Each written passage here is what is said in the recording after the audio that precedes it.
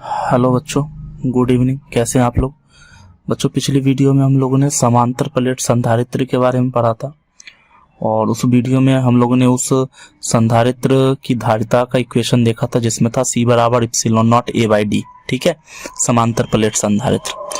आज बच्चों उसी समांतर प्लेट संधारित्र से मिलता जुलता एक क्वेश्चन जो कि एग्जाम में आप लोग के कई बार पूछा जाता है, वो क्वेश्चन यहाँ पे दिख रहा होगा आप लोग को, ऊपर में हेडिंग लगा हुआ है यौगिक परावैद्युतता वाले समांतर प्लेट संधारित्र की धारिता, या यौगिक परावैद्युतांक वाले समांतर प्लेट संधारित्र की धारिता, capacitance of parallel capacitor with compound dielectric. ठीक है, तो बच्चों ये जो टॉपिक है ये एग्जाम में कई बार पूछा जा चुका है ना, मोस्ट प्रोबेबली ये पूछा जाता है, तो इसको आप लोग अच्छे से रेडी करेंगे, मैं आप लोग को बताऊंगा, इसको अच्छे से समझेंगे आप लोग। ठीक है, तो जैसा कि समांतर प्लेट में या कोई भी संधारित्र हो, आप लोग को पता है कि संधारित्र में दो तरह की प्लेट होती है।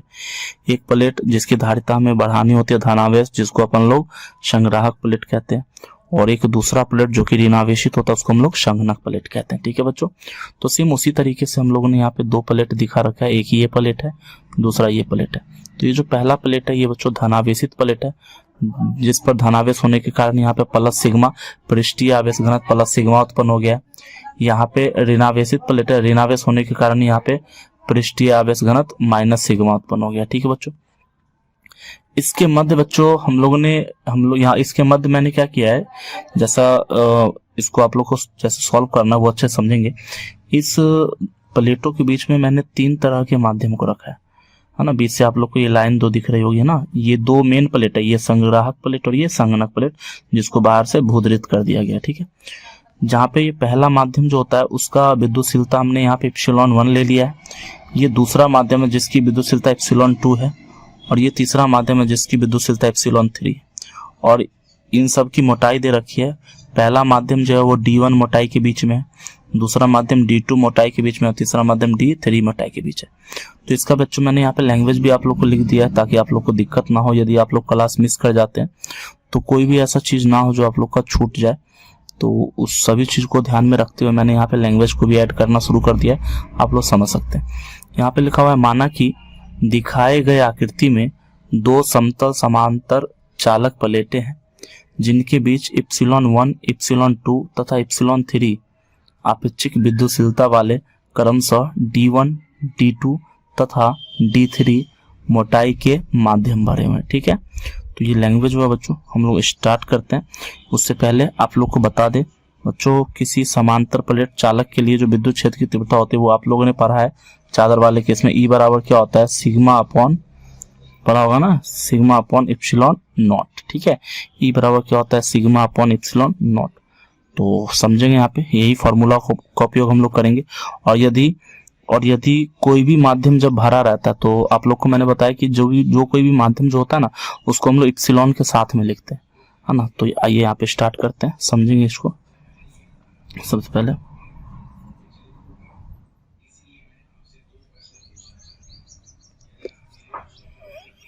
प्लेटों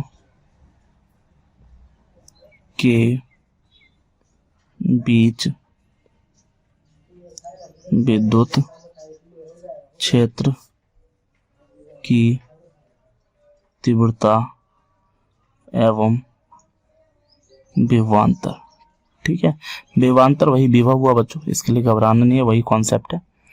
तो अगर यहाँ पे बात करें पहले माध्यम में, तो पहले माध्यम में विद्युत क्षेत्र की तीव्रता क्या हो जाएगी बच्चों, तो E बराबर, अभी तुरंत बोला, E बराबर क्या होता है, सिग्मा बट्टे एप्सिलॉन नॉट। तो यहाँ पे क्या हो जाएगा, वही चीज हो जाएगा, सिग्मा बट्टा एप्सिलॉन नॉट। और अभी तुरंत बोला था बच्चों, जो भी विद्युतशीलता होगा वो एप्सिलॉन नॉट के साथ होगा। तो पहले माध्यम जो है, पहले माध्यम की विद्युतशीलता यहाँ पे लिखी हुई कितना, एप्सिलॉन 1, तो मैं एप्सिलॉन नॉट के साथ में लिख दूँ एप्सिलॉन 1। जब भी बच्चों विद्युतशीलता लिखेंगे तो उसको एप्सिलॉन नॉट के साथ में लिखेंगे। अगर ये एप्सिलॉन नॉट ऊपर रहेगा तो ऊपर लिखेंगे, नीचे रहेगा तो नीचे लिखेंगे। ठीक है, तो ये जो हुआ ये विद्युत क्षेत्र की तीव्रता हुई। अब अगर बात करें विभव की, है ना, अब अगर बात करें विभव या वही विभवांतर, जो भी कह लो, ठीक है, विभवांतर की। तो उसके लिए बच्चों फॉर्मूला जो कि हम लोगों ने पिछली वीडियो में भी देखा था उसको, है ना, जो विद्युत विभव प्रवणता का जो समीकरण होता है ना, E बराबर माइनस dV अपॉन dx, वहीं से हम लोग निकालते हैं E बराबर V बाय एक्स से। तो यहाँ पर दूरी डी है तो D लेंगे, E बराबर V बाय डी से। तो वही कॉन्सेप्ट यहाँ से है। तो E बराबर V बाय डी है, तो अगर यहाँ से V निकालेंगे तो क्या हो जाएगा, E इंटू में क्या हो जाएगा, E इंटू में D हो जाएगा। ठीक है, तो यहाँ पे क्या हो जाएगा, तो यहाँ पे अगर बात करेंगे V1 की, अगर यहाँ पे बात करेंगे V1 की, यहाँ पे V1 क्यों ले रहे हैं, क्योंकि ये E1 और ये क्या D1 विभवांतर भी है। पहले प्लेट के द्वारा उत्पन्न विद्युत क्षेत्र की तीव्रता E1 है, जिसकी चौड़ाई D1 है, उसके द्वारा उत्पन्न विभवांतर हमने मान लिया क्या बोल दिया, V1 बोल दिया। ठीक है, तो V1 बराबर E1 इंटू D1। अब यहाँ पे ऊपर में क्या, ये E1 पहले माध्यम में उत्पन्न विद्युत क्षेत्र की तीव्रता E1 हमने निकाल रखा है, उसके द्वारा उत्पन्न विभवांतर V1 का मान E1 इंटू D1। तो बच्चों ऊपर में दिख रहा है आप लोग को E1 तो मैंने निकाल रखा है, तो ये जो E1 का मान दिख रहा है उसको मैं अगर यहाँ पे पुट करूँ तो क्या हो जाएगा, V1 बराबर E1 की वैल्यू क्या हो जाएगी, सिग्मा इंटू में D1 और बट्टे में क्या इप्सिलॉन नॉट इप्सिलॉन 1। ये हो जाएगा हमारा क्या विभवांतर हो जाएगा, कहाँ, पहले माध्यम में। ठीक है, अब सेम इसी प्रकार से अगर बात करें दूसरे माध्यम में, ठीक है, दूसरे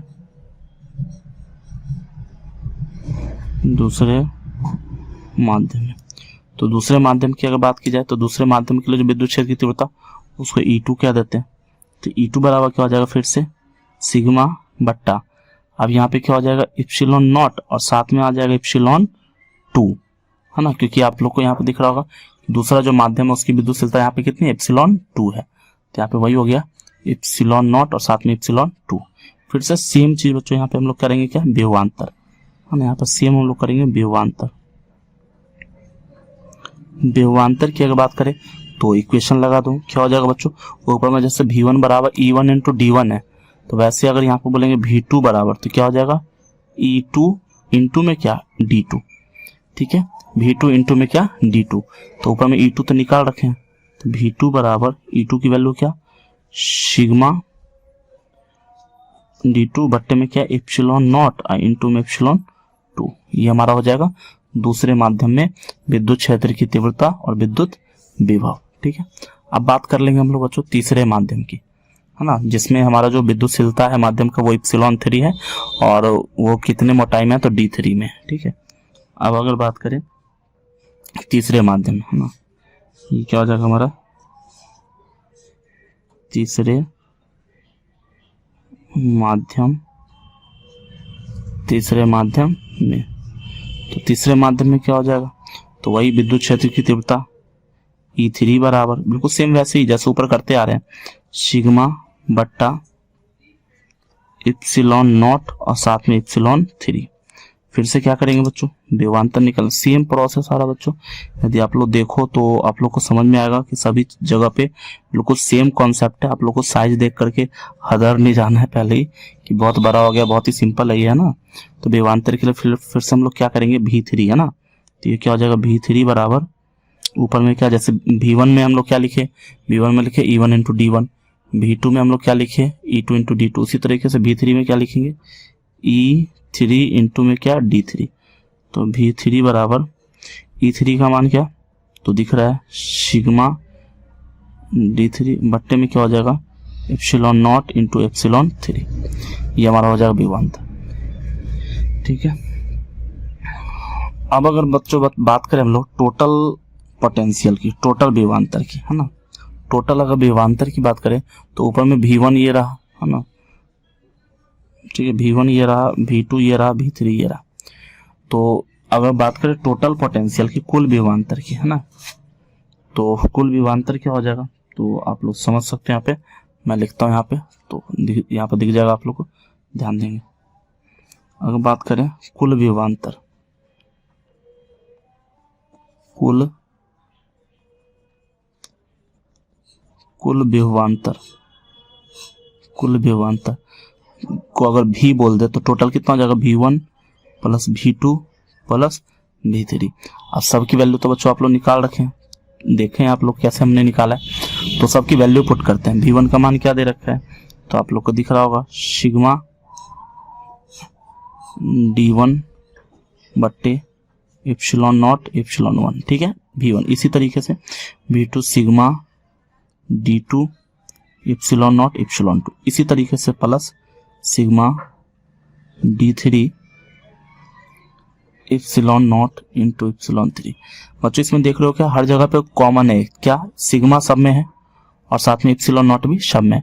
तो इसको यदि बच्चों मैं कॉमन लूं तो V बराबर क्या हो जाएगा सिग्मा बट्टा एप्सिलॉन नॉट, अंदर में बच जाएगा D1 upon epsilon 1 plus D2 upon epsilon 2 plus D3 upon epsilon 3। ये हमारा बच्चों क्या हो जाएगा टोटल पोटेंशियल, ठीक है। ये हमारा क्या हो जाएगा टोटल पोटेंशियल हो जाएगा, ठीक है। अब ये हमारा टोटल पोटेंशियल। अब अगर बात करें कि धारिता है ना, ये टोटल पोटेंशियल। अब अगर धारिता की बात करें तो धारिता बड़ी आसानी से हम लोग निकालेंगे बच्चों। धारिता तो यहाँ पे लिखते हैं, देखेंगे धारिता के लिए। जो धारिता के लिए मैंने अब तक आप लोग को बता रखा है, धारिता के लिए जहां कहीं पर भी धारिता की बात हो, हम लोग एक बहुत ही जनरल और कॉमन फॉर्मूला यूज करते हैं, C बराबर Q अपॉन V, है ना। तो ये वही फॉर्मूला हम लोग यूज करेंगे, क्या C बराबर Q बट्टे में क्या V, C बराबर Q बट्टे में V। तो यहाँ पे V तो ये रहा, तो यहाँ पे लिखते हैं Q बट्टे अभी का क्या, तो सिग्मा बट्टा एप्सिलॉन नॉट D1 बट्टा एप्सिलॉन 1 प्लस D2 बट्टा एप्सिलॉन 2 प्लस D3 बट्टा एप्सिलॉन 3 ब्रैकेट बंद, ठीक है। अब बच्चों यहाँ पे आगे आप लोग को मैं यही बताऊंगा कि यहाँ पे क्या है कि समझेंगे अच्छे से, थोड़ा सा कॉन्सेप्ट में बता दो आप लोग को कि ऊपर में फिगर में मैंने आप लोग को बताया था कि ऊपर में क्या होता है कि ये जो सिग्मा होता है ये पृष्ठीय आवेश घनत्व होता है ना। ये क्या होता है पृष्ठीय आवेश घनत्व। तो यहाँ पे अगर मैं बोलूं, यहाँ पे ध्यान देंगे, अगर बोलूं कि पृष्ठीय आवेश घनत्व, पृष्ठीय आवेश घनत्व सिग्मा बराबर क्या होता है Q अपॉन A। तो यहाँ से बच्चों अगर मैं Q का मान निकालूं, अगर Q का मान निकालूं तो वो क्या हो जाएगा सिग्मा बराबर Q बट्टा A। अगर यहाँ से बच्चों मैं Q का मान निकालूं तो A जो भाग में उस तरफ जाएगा गुना में, तो ये क्या हो जाएगा सिग्मा इंटू A। यानी कि आवेश Q का मान निकलेगा सिग्मा इंटू में A। और ये जो बच्चों आवेश Q का मान निकला मैं इस Q की जगह पे पुट कर सकता हूँ, है ना। ये जो Q का मान निकला इसको मैं वहां पे पुट कर सकता हूँ। तो बच्चों मैं कर रहा हूँ, ऊपर में पेज बदल रहा हूँ, तो ध्यान देंगे आप लोग। ऊपर में कर रहा हूँ, पहले मैं यहाँ पे मैं क्या करूंगा C बराबर लिखूंगा, Q की जगह पे क्या लिखूंगा सिग्मा इंटू A। बाकी जैसी है वैसी मैं सेम लिख दूंगा, ठीक है। तो मैं लिख रहा हूँ बच्चों, ध्यान देंगे ऊपर, ठीक है। यहाँ पर क्या हो जाएगा, तो ये हो जाएगा C बराबर, ध्यान दें C बराबर हो जाएगा Q की जगह पे मैंने क्या बोला sigma into A, sigma into A। साथ में क्या हो जाएगा, नीचे में क्या था सिग्मा बट्टा epsilon not D1 upon epsilon 1 plus D2 बट्टा एप्सिलॉन 2 प्लस D3 बट्टा एप्सिलॉन 3, है ना। ये हमारा क्या धारिता हो गया। अब बच्चों देख रहे हो ऊपर नीचे सिग्मा कट जाएगा, सिग्मा सिग्मा दोनों क्या पृष्ठीय आवेश घनत्व, तो ये कटेगा। तो फिर यहाँ पे क्या हो जाएगा, तो C बराबर, यहाँ पे देखो ये एप्सिलॉन नॉट भाग में, एप्सिलॉन नॉट क्या है बच्चों, यहाँ पे दिख रहा होगा एप्सिलॉन नॉट तो भाग में, तो इसको जब मैं उधर करूंगा तो ये ऊपर की ओर चल जाएगा, एप्सिलॉन नॉट भाग में, ये घूम के कहाँ चल जाएगा ऊपर में, तो ये हो जाएगा एप्सिलॉन नॉट A। ये भाग में ऊपर जाएगा तो गुना में एप्सिलॉन नॉट A, और नीचे हो जाएगा क्या D1 बट्टा एप्सिलॉन 1 प्लस D2 बट्टा एप्सिलॉन 2 प्लस D3 बट्टा एप्सिलॉन 3, है ना। ये हमारा क्या हो जाएगा धारिता परावैद्युतांक के लिए। ये समझ में आए बच्चों, है ना। ये हमारा क्या होता है धारिता होता है किसके लिए, यौगिक परावैद्युतांक के लिए, ठीक है, यौगिक परावैद्युतांक, ठीक है। लेकिन बच्चों आप लोग को यहाँ पे यहीं पे नहीं रुकना है, एग्जाम में ये क्वेश्चन 5 नंबर में आते हैं, तो इससे आगे हमें कंटिन्यू करना है। जरा ध्यान देंगे, स्पेशल पॉइंट के रूप में ध्यान देना है। Special point. ठीक है,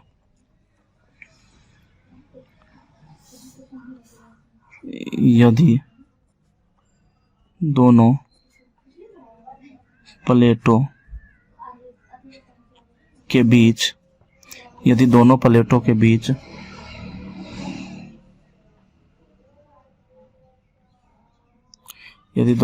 के बीच की दूरी d हो तथा उनके बीच x मोटाई में एक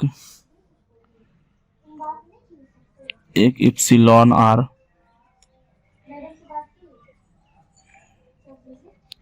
विद्युतशीलता वाला एक माध्यम भर दिया जाए तो क्या हो जाएगा। तो मैं थोड़ा सा फिगर ड्रॉ कर देता हूँ बच्चों इसके लिए, है ना। यहाँ पे थोड़ा सा उतना सही मैं नॉर्मल फिगर बना रहा हूँ, आप लोग अच्छे से बना लेना। यहाँ पे मान लेते हैं यहाँ पे एक हमारा क्या प्लेट हुआ, इस स्पेशल केस के स्पेशल पॉइंट के अकॉर्डिंग, इससे पहले मैंने फिगर बता रखा है, ये फिगर स्पेशल पॉइंट के अकॉर्डिंग है। ठीक है, तो यहाँ पे ये दूसरा प्लेट हो गया जो कि क्या रहता है, बोधरित किया हुआ रहता है। ठीक है, अब यहाँ पे कहा जा रहा है क्या कि इसके बीच की जो दूरी है ना, वो दूरी कितना है, इसके बीच की जो दूरी है वो कितना है, d है। और इसके बीच में अब मात्र एक ही माध्यम भरा गया है ना, इसके बीच में एक ही माध्यम भर दिया गया है। मान लेते हैं इसके बीच में यहाँ पे एक माध्यम भर दिया गया है इसके अंदर में। ठीक है, इसके बीच में कोई माध्यम भर दिया गया है और मान लेते हैं ये जो माध्यम है ना, ये इसकी जो चौड़ाई है या मोटाई जो भी कह लो, वो हमारा x है।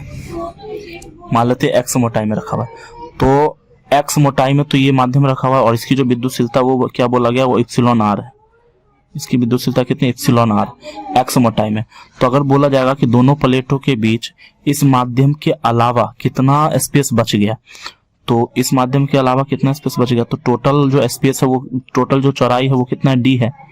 और d के कितना दूर में माध्यम है, तो x दूर में। तो बाकी जो फ्री स्पेस बचा जिसमें हवा हो सकता है वो कितना हो जाएगा, d माइनस एक्स। डी में से हम लोग x को घटा देंगे, उतना फ्री स्पेस हो गया। तो उसके लिए क्या हो जाएगा, जरा देखेंगे यहाँ पे। तो उसके लिए हम लोग c का मान कैसे लिखेंगे जरा समझेंगे। c बराबर इप्सिलॉन नॉट a बट्टा सबसे पहले हमें क्या लेना है, दूरी लेना है ना। सबसे पहले हमने क्या लेना है, दूरी लेना है। ठीक है, समझेंगे अच्छे से। सबसे पहले हम लोग दूरी की बात करेंगे सबसे फर्स्ट। तो दूरी हमारा क्या हो जाएगा, तो समझेंगे आप लोग यहाँ पे। सबसे पहले हम लोग माध्यम लेते हैं कि इसके अलावा लेते हैं पहला माध्यम कि इसमें माध्यम की हवा होगा, इसके अलावा एक ही माध्यम है केवल ये इप्सिलॉन r वाला, उसके अलावा ये फ्री स्पेस है, तो उसमें हम लोग हवा मान सकते हैं। तो फ्री स्पेस कितना है, तो d माइनस एक्स बोल सकते हैं ना बच्चों, d minus x free space. उसका क्या, इप्सिलॉन वन मान लेते हैं, इप्सिलॉन a हवा, एयर, ए से मतलब एयर ले लेते हैं। ठीक है, और साथ में क्या प्लस होता है, प्लस। अब दूसरा ये माध्यम क्या, तो पता ही है, दिख ही रहा है, मोटाई। पहले मोटाई लेते हैं, पहले क्या ऊपर में दिख रहा होगा, पहले हम लोग मोटाई लेते हैं। तो अब इस माध्यम की बात करें इप्सिलॉन r वाले की, इसकी मोटाई कितनी है, x, अब अट्टा में विद्युतशीलता तो पता ही है, इप्सिलॉन r। ठीक है, अब बच्चों आप लोग को पता होगा हवा की जो विद्युतशीलता होती है, हवा की जो विद्युतशीलता एक होती है ना, तो हवा की विद्युतशीलता एक होती है, यानी कि इप्सिलॉन एक जगह पर हम लोग क्या पुट करेंगे, एक। तो c बराबर क्या हो जाएगा, इप्सिलॉन नॉट a बट्टा d माइनस एक्स बट्टा एक प्लस x बट्टा इप्सिलॉन r। तो यहाँ पे फिर क्या लिख सकते हैं, तो यहाँ पे इसको ऐसे लिख सकते हैं क्या, जरा आप लोग देखिएगा। c बराबर इप्सिलॉन नॉट a बट्टा ये क्या है, d minus x plus x बट्टा इप्सिलॉन r, यही है। तो यहाँ से बच्चों अगर मैं x को कॉमन लूँ, x को कॉमन लूंगा तो क्या हो जाएगा, c बराबर इप्सिलॉन नॉट a बट्टा d, यहाँ से मैं कॉमन ले लेता हूँ माइनस एक्स को। तो यदि माइनस एक्स को मैं कॉमन लूँ तो यहाँ पे तो क्या बच जाएगा, एक बच जाएगा। तो तो ना x 1 से गुना होगा तो माइनस एक्स, और ये माइनस एक्स जा चुका है 1/εr। ठीक है, तो ये जो हमारा हो जाएगा बच्चों, ये हमारा हो जाएगा धारिता का मेन इक्वेशन, किसके लिए? यौगिक परावैद्युतांक के लिए। तो बहुत इंपॉर्टेंट है बच्चों, एग्जाम में कई बार आ चुका है, बार बार बोल रहे हैं, बहुत इंपॉर्टेंट है। ठीक है, तो इसको हम लोग अच्छे से आप लोग तैयार कर लेना, है ना। सारी चीजें लिख दी गई, अच्छे से समझा दी गई है ना। तो इसको अच्छे से आप लोग रिवाइज कर लीजिए। ठीक है, मैं ऊपर से दिखा देता हूँ एक बार पूरा, ये हमारा कॉन्सेप्ट है ना।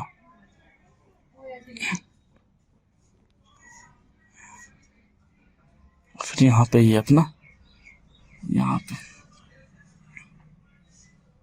बड़े अच्छे से बच्चों हमने समझा दिया है, इसको अच्छे से आप लोग रिवाइज करेंगे। ठीक है बच्चों, have a nice day, bye. और कोई भी तरीके की दिक्कत होगी कमेंट करेंगे, वीडियो को लाइक करेंगे और उन बच्चों तक भेजेंगे जिनकी क्लास मिस हो जाती है, जिनको इसकी जरूरत है। बहुत इंपॉर्टेंट है बच्चों, बहुत इंपॉर्टेंट। बाय।